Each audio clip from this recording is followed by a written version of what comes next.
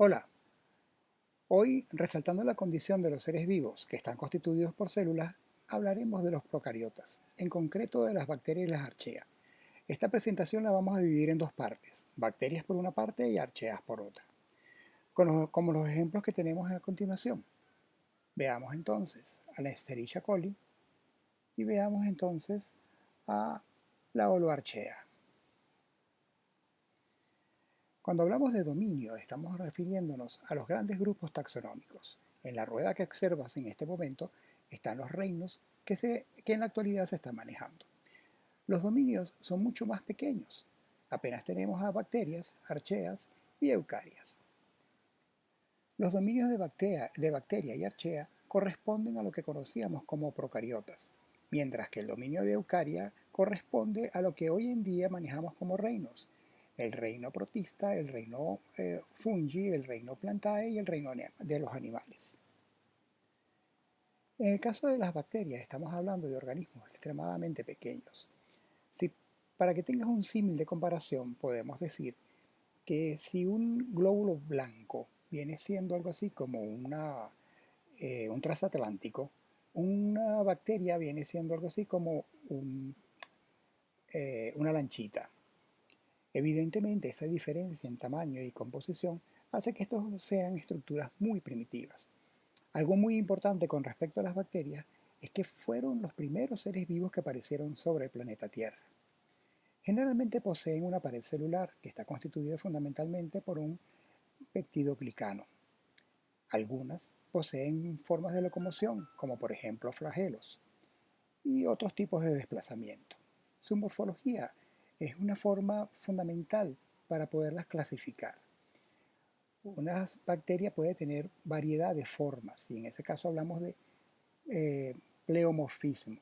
Sin embargo, en la mayoría de los casos vamos a encontrar tres tipos distintos: los esféricos, llamados cocos; los alargados en forma de bastones, llamados bacilos; y los que tienen forma de sacacorcho, helicoidales.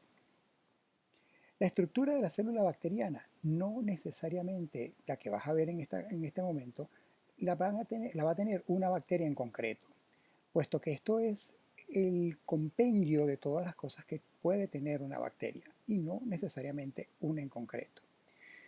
Es interesante ver, por ejemplo, el pili, que es una estructura que va a permitir el intercambio de material genético de una bacteria a otra bacteria.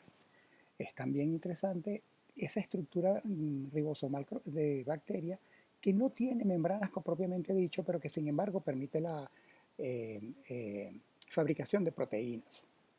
Podemos encontrar también nosotros las cápsulas, que es la forma como ella se protege y se desentiende o se separa del medio externo; la pared celular, que es algo que heredaron finalmente las plantas; el flagelo, que es lo que en algunos casos va a permitir locomoción; el citoplasma, que al igual que cualquier otra estructura celular de las que nosotros manejamos, evidentemente permite mantener un medio acuoso en el interior de la célula para que se puedan realizar las funciones orgánicas.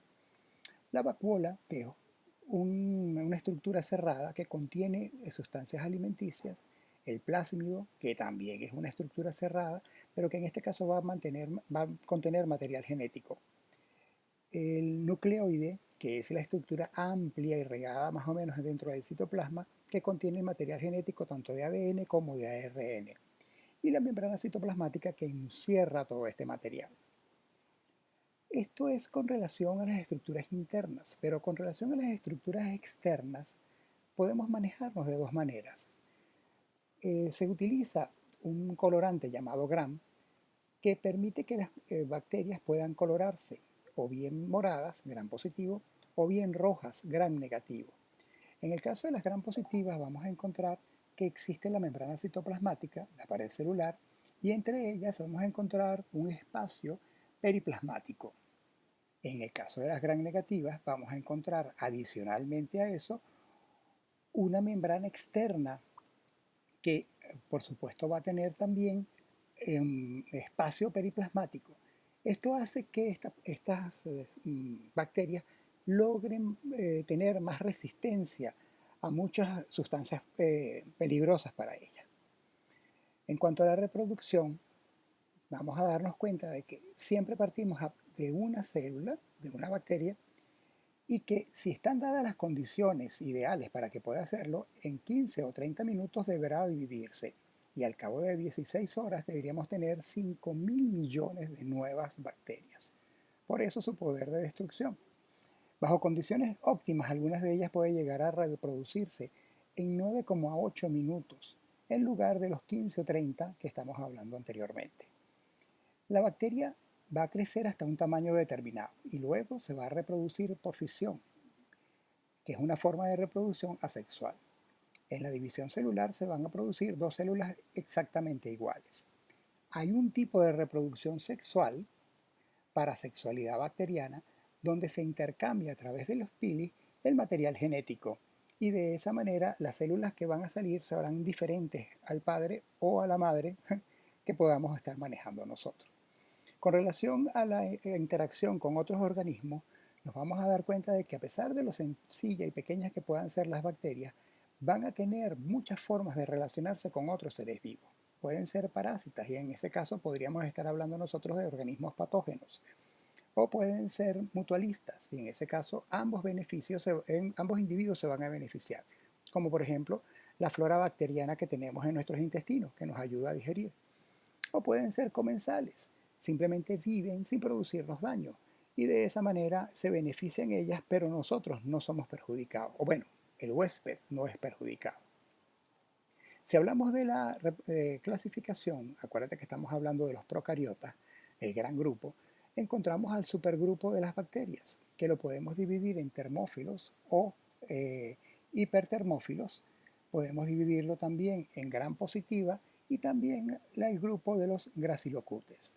Y por último, las archaea, que hablaremos más adelante nosotros de ellas. En cuanto a la taxonomía se refiere, vamos entonces a considerar que tenemos esos tres conjuntos que acabamos de nombrar, los vamos a tratar de ubicar con sus características.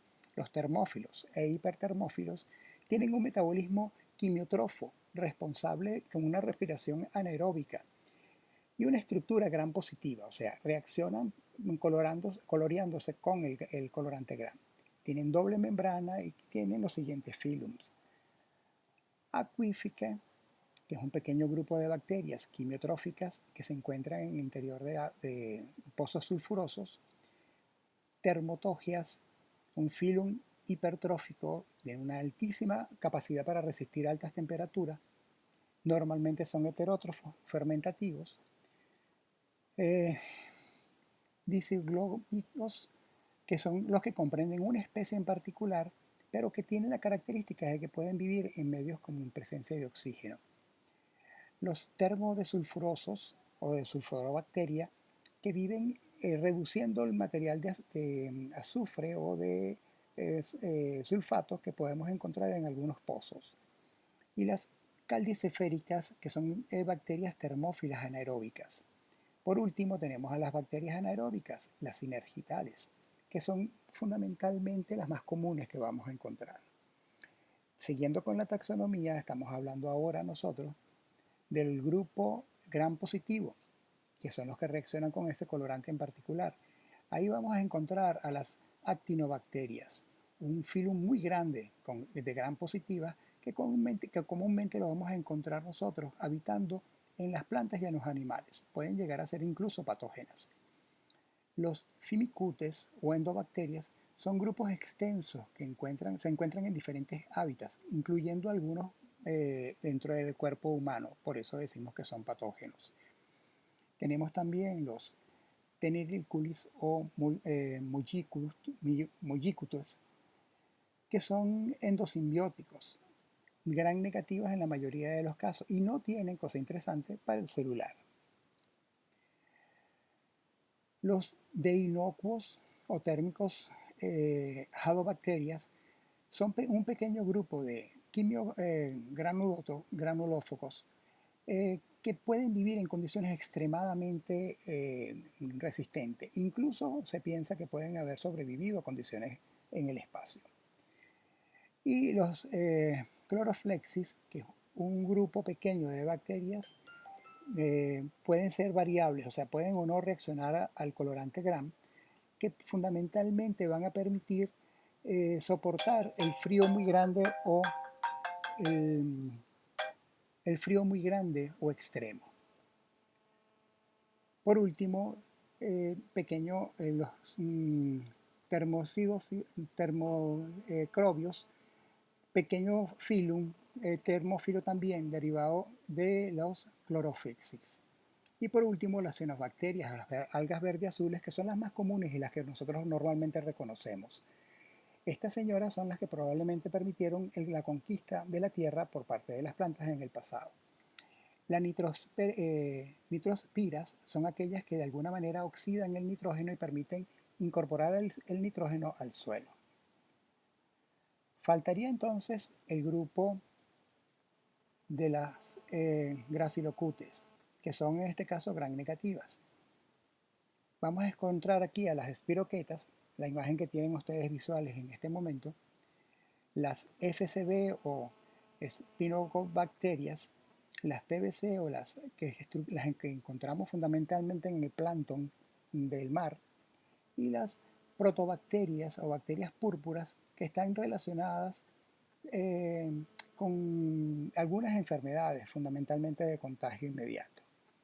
Por último, las fucobacterias no siempre que incluyen dentro de este grupo de las gracilocotes. Son bacterias heterótrofas causantes de infecciones en nosotros los humanos. Constituyen uno de los principales tipos de flora del aparato digestivo. Hasta aquí la primera parte de esta exposición.